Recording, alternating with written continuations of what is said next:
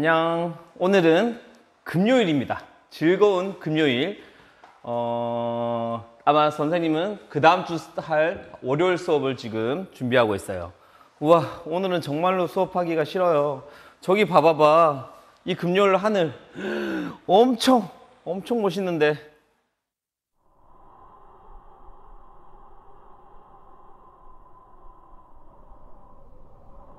차를 타고 어디 가야 될 것 같은데, 그지? 자, 그러나 우리는 또다시 회계를 해보도록 합시다. 몇 번 이야기했지만 회계 원리는 중간고사를 칩니다. 중간고사를 치니까 집중해서 해주시길 바라고요. 중간고사는 아마 국어, 영어, 수학, 사회, 회계 이렇게 5과목이 칠 거예요. 회계가 그만큼 중요하다는 이야기지. 자, 우리 어디 해야 되는지 볼까? 아마 이번 주 수업을 하면 시험 범위까지 끝날 것 같아요. 시험 범위도 알려줄게요. 설명하고 같이 하면서 한번 해보자. 우린 지금 자산 종류의 개정 과목을 배우고 있어요. 자산은 1년 안에 돈이 되는 유동자산과 1년 넘어서 돈이 되거나 돈으로 바꿀 생각이 없는 비유동자산, 고정자산 두 개로 나눌 수 있고, 1년 안에 돈이 되는 유동자산은 별다른 거래 비용 없이 돈 되는 돈 종류인 당좌자산과 판매 과정을 거쳐야 돈이 되는 재고자산, 이렇게 두 가지로 나눌 수 있었어요. 1년 안에 현금화되는 자산. 그 다음에 얘는 1년 안에 현금화가 안 되거나 할 생각이 없는 것들인데, 거기는 당좌자산이 1년 넘는 것들 투자자산, 그 다음에 물리적 형태가 있는 거 유형자산, 물리적 형태가 없으면 무형자산. 둘 다 영업용이지. 얘는 투자용이고 얘는 판매용. 그 다음에 여기에 다 속하지 않는 것은 기타 비유동자산. 이렇게 자산을 6가지로 나눴어요. 이 6가지 중에 우리는 당좌자산을 공부하고 있어요. 당좌자산. 그러니까 이렇게 되겠지. 1년 안에 돈이 되는 별다른 거래 비용 없이 현금화 전환이 용이한 1년 안에 돈이 되는 재화와 채권을 배우고 있는 거죠. 이번 시험 범위가 이 당좌자산까지예요. 그래서 우리가 당좌자산의 종류인 돈하고 가장 가까운 현금부터 시작해서 보택예금, 당좌예금, 소액현금, 현금성 자산, 단기대여금 블라블라 배웠거든. 그래서 이 당좌자산이 이번 중간고사 시험 범위입니다. 현금부터 마지막까지. 이번 주말 수업까지. 이번 주말 수업이 몇 차실까요? 48차셨나? 까지인 것 같은데 확실하지 않아요. 자, 그러면 이제 남은 개정 과목 생각해보자. 지난 시간에 우리가 외상 매출금 개정을 공부했어요. 외상 매출금이 뭐였지? 우리 회사가 상품을 팔고 돈을 못 받은 거야. 외상으로 해서 돈 받을 권리가 생긴 거지. 돈을 받은 권리는 채권이니까 자산이에요. 상품 팔고 돈 받을 권리, 외상 매출금. 이건 자산이고, 상대편은 상품을 사오고 돈을 못 준 빚이 있겠지. 그 부채는 외상 매입금이라고 했는데 같이 배웠었어요. 인명계정, 통제계정 했었던 거 기억나니? 우리는 다 통제계정으로 할 건데 인명계정은 이번 시험 칠 때 잠깐 알면 되겠어요. 사람 이름 썼던 거. 아, 이벤트 했던 거 기억나니? 사람 이름 썼던 거. 그 다음에 오늘 배울 것은 외상 매출금이 아니고 이제 받으러옴 계정이에요. 이 받으러옴 계정 하나 배우면 시험 범위가 끝나는데 아마 앞으로 한 3시간 정도 수업시간 배우면, 그래서 이번 주까지 하면 시험 범위가 끝나지 않을까 생각합니다. 받으러옴 살짝 배우긴 했었니? 우리 오늘은 받으러옴의 설명하고 종류 정도 할까 하는데, 받으러옴은 아주 간단하게 말하면 이런 거예요. 우리 회사가 상품을 팔고 딴 회사한테 외상으로 했어요. 그럼 돈 받을 권리 자산이 생겼잖아. 그거 이름이 뭐라고? 외상 매출금. 외상으로 매출한 돈. 자산 맞지? 상품 팔았으니까 돈 받을 권리가 생겼으니까. 근데 맨날 하는 거래처가 아니고서는 이 사람이 돈을 줄지 안 줄지 모르잖아. 그러니까 저 사람한테 상품 팔아서 돈 받을 게 있다고 이렇게 좀 종이에 적어두고 싶어. 그런 종이가 바로 약속어음이에요. 우리 회사가 상품을 팔고 그 사람한테 어음을 받아두는 거죠. 이 어음을 받으면 이 어음에는 지금은 한자로 이렇게 써있기도 한데 문구사에서 살 수 있어요. 또 이게 진짜 어음이기도 해요. 여기에 내가 물건 사오고 누구한테 얼마, 며칠까지 얼마를 주겠어요. 이렇게 해가지고 사인해가지고 주면 나중에 이걸 받은 사람은 가져가서 보여주고 돈을 받을 수 있겠죠. 그래서 이 약속어음을 개정 과목으로 받을 어음이라고 해요. 오늘 이 받을 어음 한번 배워보도록 하자. 받을 어음. 반대로 그러면 물건을 사오고 돈을 못 주면 외상 매입금인데 물건을 사오고 돈 대신에 어음이라도 발행해 줬어. 그러면 저 어음은 내가 돈을 내야 될 어음이잖아. 그래서 그럴 때는 개정 과목 지급어음이라고 한다고 했어요. 얘는 자산이고 부채, 얘도 자산이고 부채. 다 상대되는 계정 과목이죠. 그래서 얘하고 얘를 같이 배워두면 좋을 것 같습니다. 오늘은 받을어음을 배워볼게요. 받을어음. 아, 이거 이야기했었니? 외상매출금과 받을어음은 다 상품을 팔고 돈을 받을 권리잖아. 그래서 상품을 팔고 돈 받을 권리라고 해서 매출채권이라고 불렀고, 매출에서 상품을 팔고 빚에 대한 권리, 상품 팔고 돈 받을 권리라고 했고, 외상매입금 지급어음은 합쳐서 나중에 재무제표, 재무상태표에 기록할 때 매입채무라고 불러요. 상품을 사오고 갚아야 될 빚, 매입채무 이렇게 부릅니다. 매입채무. 매출채권, 매입채무 구분하면 좋겠네. 받을어음 하기 전에 프린트 기억나죠? 여러분이 프린트가 지금 핸드폰에서 한 번에 볼 수 없다 하여도 칠판 보고 같이 하면 되니까 요 매출채권에 받을어음하고 요 부분 한번 정리하고 나서 그 뒤에 내용 계속 하도록 합시다.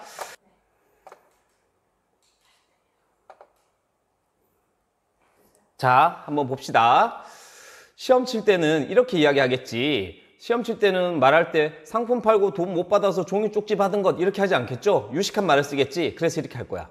기업이 상품이나 용역은 서비스니까 물건을 파는 회사든 서비스를 파는 회사든 하여튼 뭔가 상품을 판매하고 돈을, 대금을 나중에 받기로 해서 돈 받을 권리, 채권, 이걸 무엇이라고 하느냐? 상품 팔고 나중에 받을 권리. 그래서 매출 채권이라고 부르죠. 매출에서 돈 받을 권리. 얘는 당연히 자산이겠죠? 그래서 매출 채권은 자산이에요. 매출 채권. 근데 매출 채권은 두 가지 종류가 있었어. 상품이나 용역을 팔고 아예 돈을 못 받았어. 외상으로 했으면 외상 매출금이라고 했고 지난 시간에 배웠죠. 그런데 어음이라도 무슨 어음인지 몰라도 약속어음이라도 받아놨어요. 그러면 그걸 계정 과목으로 받을 어음이라고 한다고 했어요. 반대로 물건을 사오고 돈을 외상으로 한 빚은 외상 매입금이라고 하죠. 그리고 물건을 사오고 완전 외상으로 한 게 아니고 어음이라도 발행해줬다. 그러면 계정 과목으로 지급어음이라고 한다 그랬어요. 둘 다 상품을 사오고 돈을 못 준 빚. 그래서 계정 과목을 뭐라고 하느냐? 상품을 매입하고 빚에 대한 의무, 매입채무라고 부릅니다. 지금 우리가 자산 배우고 있으니까 매출채권을 배우고 있죠? 지난 시간에 외상 매출금 배웠고 이번에 받을어음 배웠고. 그지? 자, 그러면 요 받을어음이 지금 배울 진도니까 받을어음에 대한 정의를 시험 칠 때 어떻게 물어보는지 보자.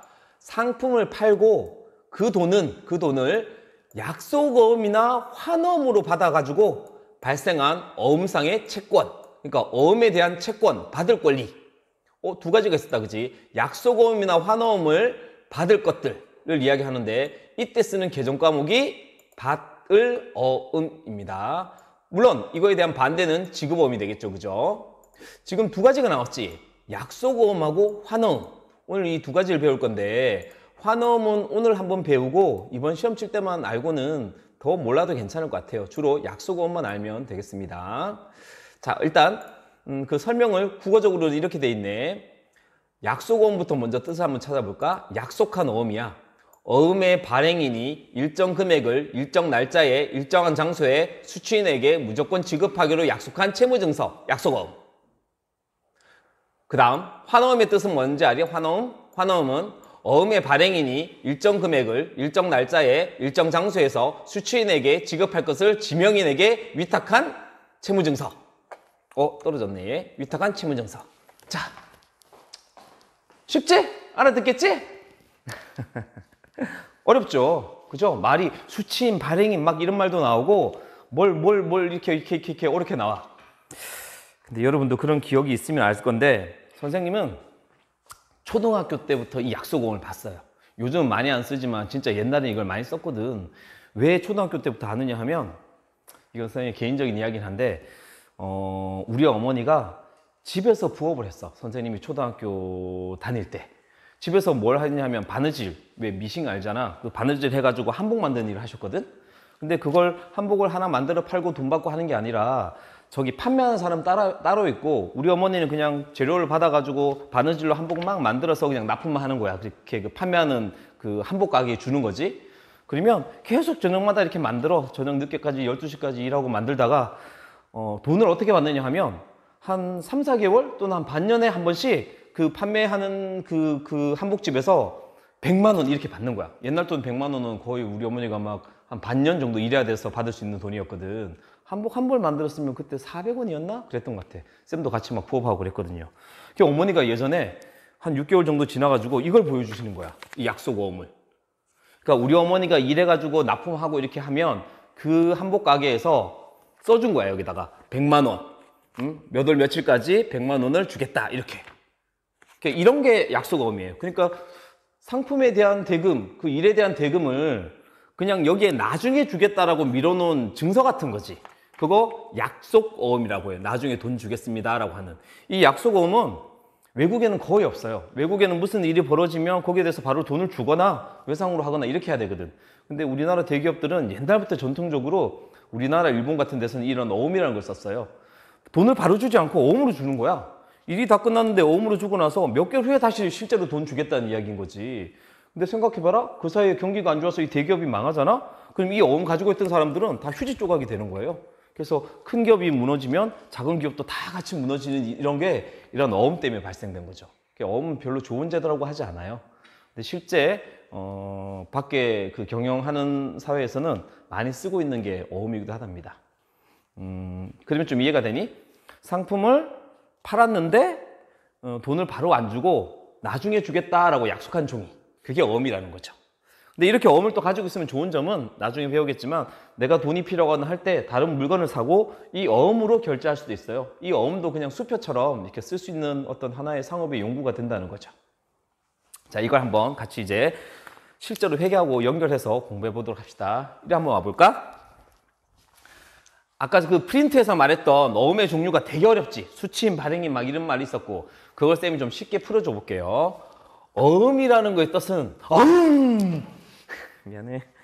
어음이라는 건 아까 말한 것처럼 돈을 주겠다고 약속한 종이를 이야기하는 거예요. 근데 그 어음의 종류는 융통어음과 상품어음으로 나눌 수 있어.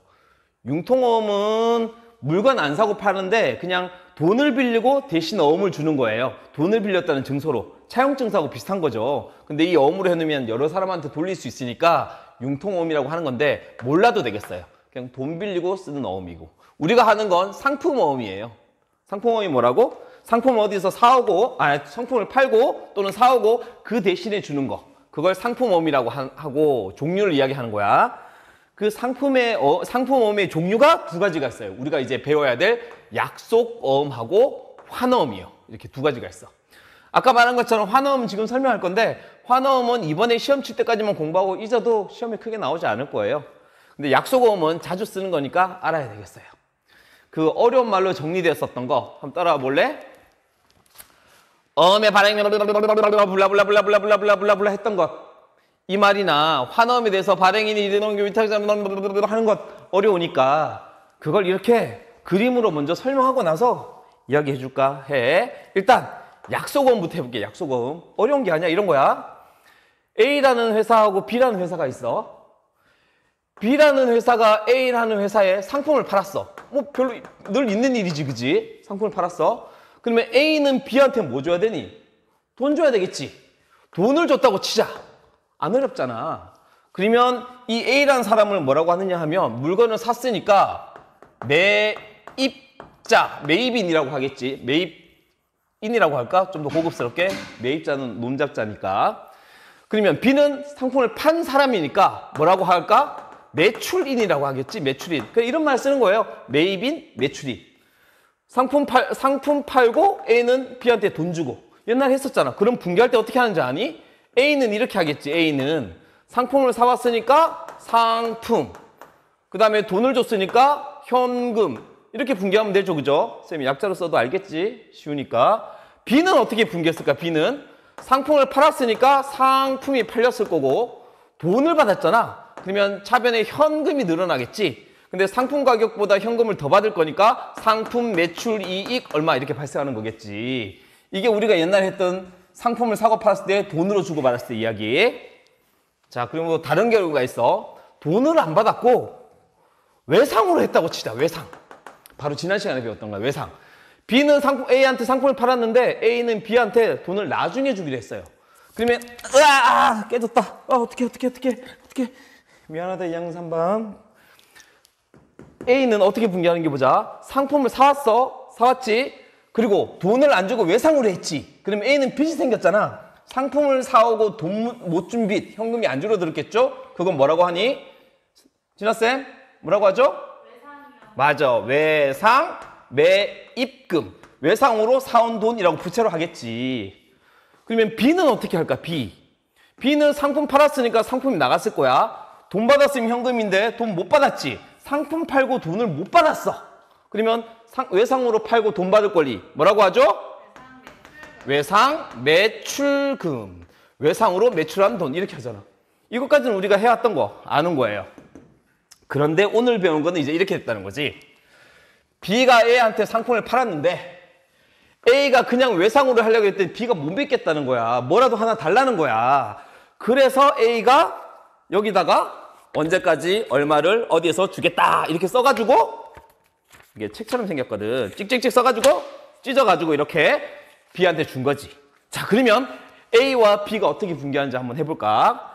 A는 이렇게 할 거야. A는 이렇게 할 거야. 상품을 사왔는데 B한테 외상으로 한 것도 아니고 돈을 준 것도 아니고 약속어음을 끊어줬어. 약속어음. 나중에 돈 주겠다 하는 게 약속어음이라고 했잖아. 그러면 A는 이 계정 과목 어떻게 하느냐? 약속어음은 계정 과목이 아니에요. 책상이 계정 과목이 아니잖아. 책상을 팔려고 샀으면 상품이라고 하고 사용하려고 샀으면 비품이라고 하지? 그것처럼 이 약속어음인데 이걸 약속어음이라 부르는데 A는 이 약속어음이 갚아야 될 거잖아. 돈을 줘야 될 어음이잖아. 그래서 이 약속어음이 계정 과목이 아니라 돈을 줘야 될 거. 이 약속어음의 계정 과목이 A는 줘야 될 거니까 지급어음이라고 부르는 거예요. 지급어음. 그러면 얘는 자산의 증가, 이쪽이 부채자리니까 부채의 증가 되겠지. 그지? B는 어떻게 분기할까? 상품을 팔았으니까 상품이 나가고 돈을 받은 것도 아니고 외상을 한 것도 아니고 약속어음을 받았지. 그럼 약속어음이 늘어났어. 약속어음 계정 과목이 아니야. 이 약속어음은 B 입장에서는 받을 거잖아. 받을 거. 받을 권리 자산. 그래서 이때 쓰는 계정 과목이 받을 어음. 받을 거니까. 쌤은 이 계정 과목이 참 마음에 들어. 다른 건 다 한자 같은 거 쓰는데 얘는 지급어음이고 얘는 받을 거라고 받을 어음이야. 받을 어음. 지급어음, 받을 어음. 이 약속어음의 계정 과목을 지급어음 또는 받을 어음으로 쓰는 거죠. 됐나요? 그러면 이런 말을 써요. A가 약속어음을 발행했으니까 물건은 산 매입이라고 부를 수도 있고 어음을 발행했으니까 발행인이라고 할 수도 있고 B는 물건을 팔았으니까 매출인이라고 부르기도 하고 어음을 받았잖아. 그래서 받을 수치인이라고 부르기도 하고 또 A는 나중에 이 B가 어음을 보여주면 A는 돈을 줘야 되잖아. 그지? 그래서 돈을 주니까 A는 지급인이라고도 부르기도 하는 거예요. 말은 뭐라고 부르더라도 뜻만 생각하면 되는 거죠. 이해되니? 이런 게 약속어음 중 받을 어음에 대한 이야기. 약속어음에 대한 회계처리 방법이에요. 쌤이 간단하게 설명했으니까 이거 가지고 실제 문제를 한번 풀어볼게. 우리 회계야. 거래가 벌어지면 그걸 알맞은 계정 과목을 써서 분기할 수 있으면 되는 거잖아. 지금 한 거하고 똑같이 쓰는 거니까 한번 확인해 보자. 똑같은 거예요. A는 B로부터 상품 10,000원을 사고 상품 10,000원어치를 사고 그 대금으로 약속어음을 발행하였다. 돈 준 게 아니라. 자, 그러면 8월 14일 날 이런 거래가 벌어졌어요. 이걸 어음의 발행이라고 하는데 A와 B가 어떻게 분기하는지 아까 했었던 걸 다시 해보자.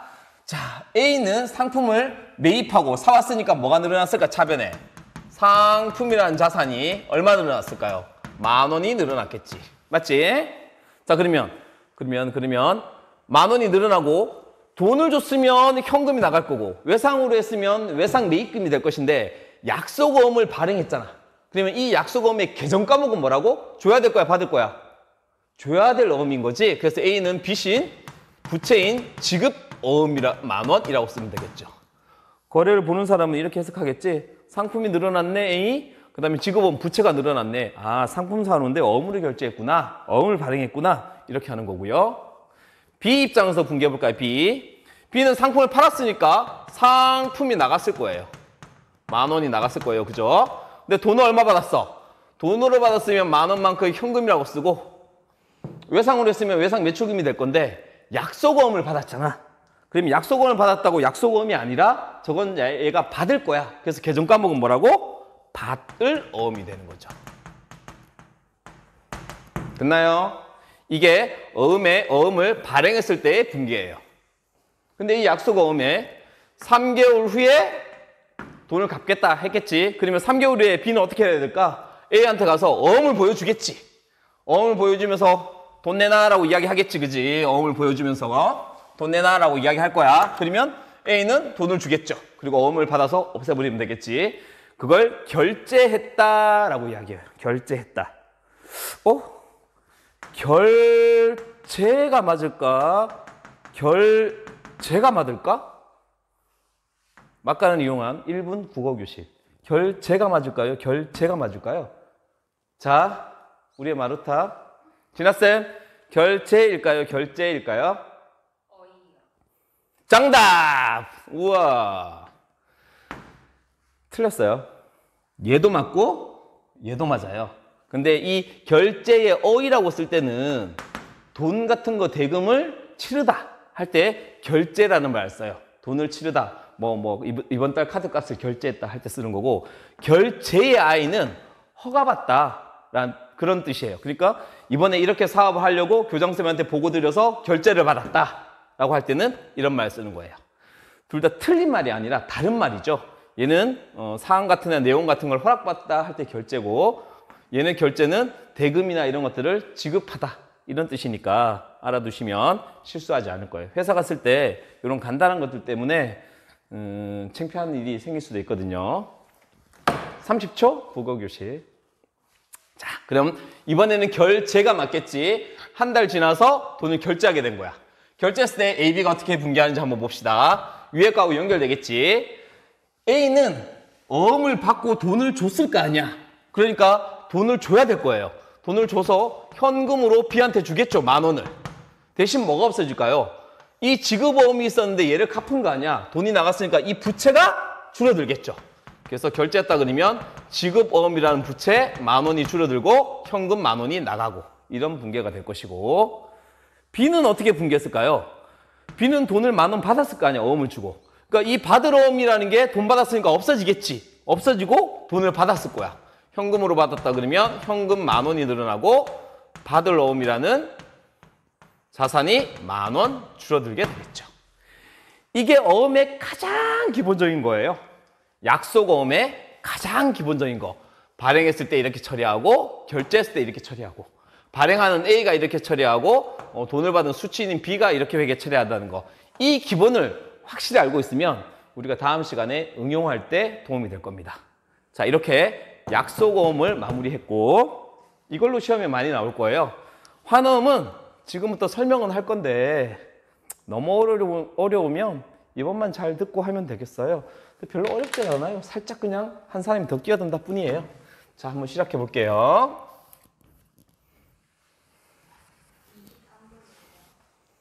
끊고 할까? 다음 시간에 할까? 오늘부터 수업 시간이 50분이에요. 그러니까 이제 선생님이 30분 수업해도 20분이나 남는 거죠. 잘 들어.